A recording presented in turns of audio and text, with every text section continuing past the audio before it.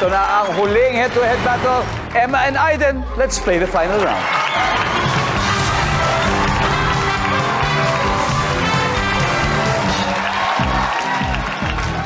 All right, top 4 answers are on the board. Ready? How would you describe a dwarf? Emma. Short. Short. Sylvie says. Top answer. Emma, pass or play? Play. Play! Let's go play the final round, Emma. Now, Ian, paano mo i-describe ang isang duwende? Meron bulb ba? May? Balba? May balbas! Nandyan ba ang balbas? Yes! Isabel, how would you describe a dwarf? Wait. Meron ng long na buhok.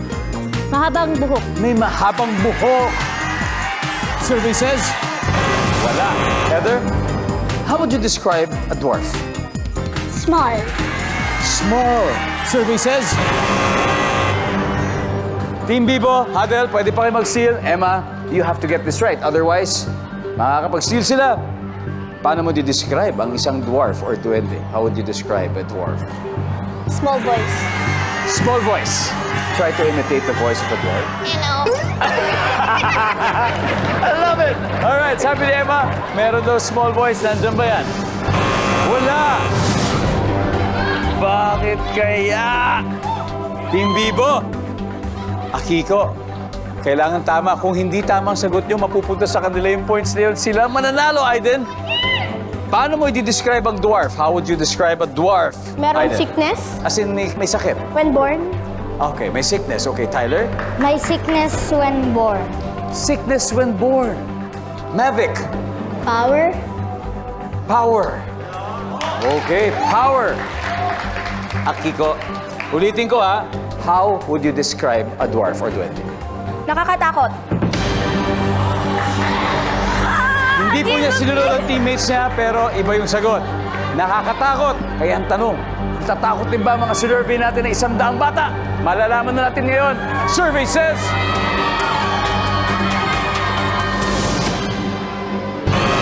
Wala!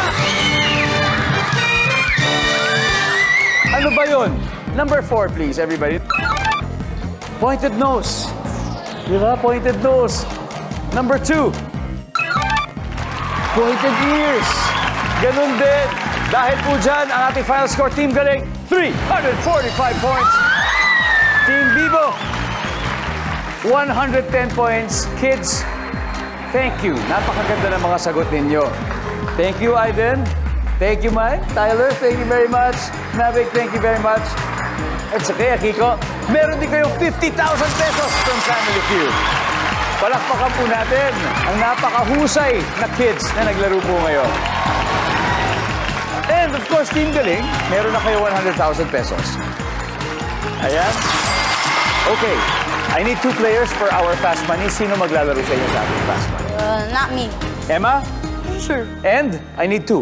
Ayoko. Heather? Heather, yes? Sure. Heather and Emma. All right. All the best to your team.